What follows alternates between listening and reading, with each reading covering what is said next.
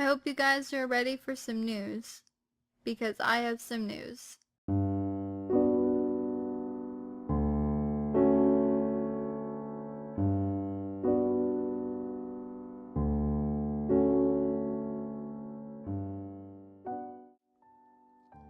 Hey everyone, my name is Ashley, and like you know, the last time we spoke, I talked about doing the trigger shot at 9:30 the next day, or the next night, and then the next day doing the second trigger shot at 9:30 in the morning, and then we were going to be doing the egg retrieval. Well, the egg retrieval went by and went really smoothly. I recovered really quickly.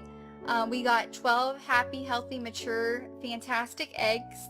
And what they did was, I'll pop it up on the screen, they took an InVicell, which is a device that they stick back inside my vagina for a natural incubation. They include his sperm that's superwashed, the best sperm that they have, along with my 12 eggs. And they are to be naturally incubated, fertilized, and then they are to be retrieved. So we got the device removed 5 days later. I had actually started my period on the 5th day, and that meant that I could start taking medication and getting ready for the transfer. And I was to make the transfer appointment that same day, right when we were going to speak with the IVF lab guy that looked at our embryos and told us about them. And everything was supposed to be going really well, and we were super excited because that was a lot of really awesome information, and everything was going great. And so we went to the consultation area, and the guy came out and he sat down and he said, "I have some terrible, tragic, destroying news to tell you guys." And I broke down because he told me that out of my 12 eggs, 11 of them didn't fertilize. One of them did, got to day 2, and then stopped developing.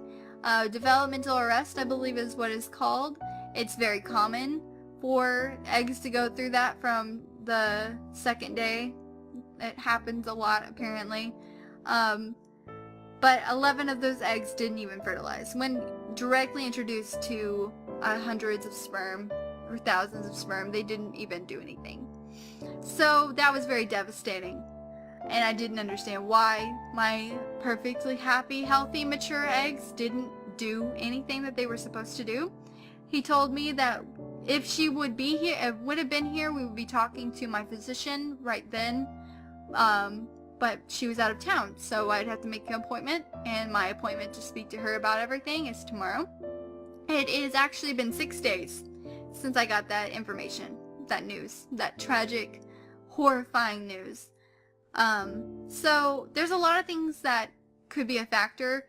One of the things I did research on, because he wasn't able to tell us anything, he's not allowed to. The physician has to be the one that gives us any sort of explanation and news. That's just how it works. So I went and researched, and I found something. I'm not even sure if it's credible or not, but I found that eggs and sperm are supposed to have a protein that shows that they recognize each other. And we did 3 tests of analysis on Kelly's sperm, 3 of them, and they all came back that he was really awesome and healthy, so we don't think it's him. That would explain that it would be my eggs that don't have that protein. And the sperm just doesn't recognize them as an egg, so it doesn't fertilize them. Which means that one egg that did get fertilized might have had that protein. And if 1 out of 11 sperm, that's less than 1/10 of my eggs having the proper protein. Which means 1 out of, maybe 1 out of 11, 11 cycles, I will have a proper, I'll have a proper egg go through, and it still may not even do what it's supposed to. So what sucks is the fact that I feel like we've wasted all this resources, because had we had known about this issue, if it is the issue that I'm thinking it is, we, instead of going through the natural incubation, we should have gone the medication, the retrieval, and then automatically to the lab with his sperm to be artificially inseminated and then cultured for 5 days. Then looked at the eggs then, and then if there was any embryos, then we would have transferred, and then we would be finding out whether or not they actually stuck after the transfer. So it sucks a lot, and I've cried a lot, but I just have made this video 4 times. I've just made this video 4 times, and I'm trying to get through it without stopping because I'm just really emotional.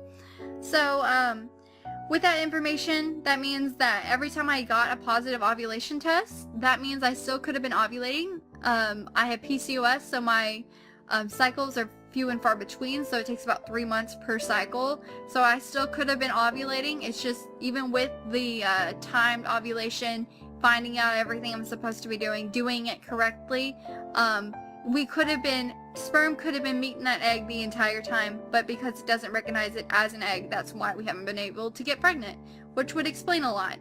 And that's all we have to do is just introduce the sperm directly into the egg, and that should be the only issue that we have, just getting it in there. That we have the technology to get past that issue, thankfully, if that is the issue. So I have a bunch of things to ask my physician that day, that we go and speak with her. Hopefully we're able to do something that I have in mind. If not, then we might go through an egg donor, which is fine. And if we're not able to get anything to work after that, then we'll be going into adoption.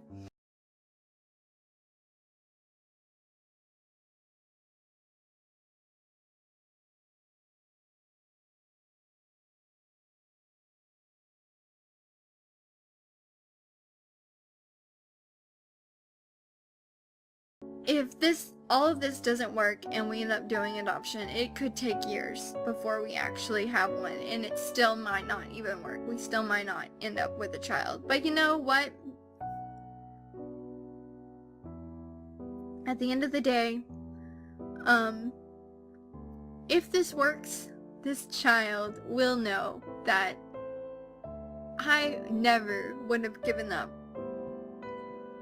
until I had this tiny little thing, or maybe older little thing, to love on and to let them know that I've got your back. So yeah, we'll have more information to update with you tomorrow. But that's where we're at. It's really sad, and I'm really sad, but there are gonna be ups and downs with everything. And hopefully we have a really high up for a really long time before our next down. So, thank you for following us on our journey. Hopefully when we reach our destination, at the end we find our treasure. I appreciate you guys following us, and we will see you when we see you. Bye-bye!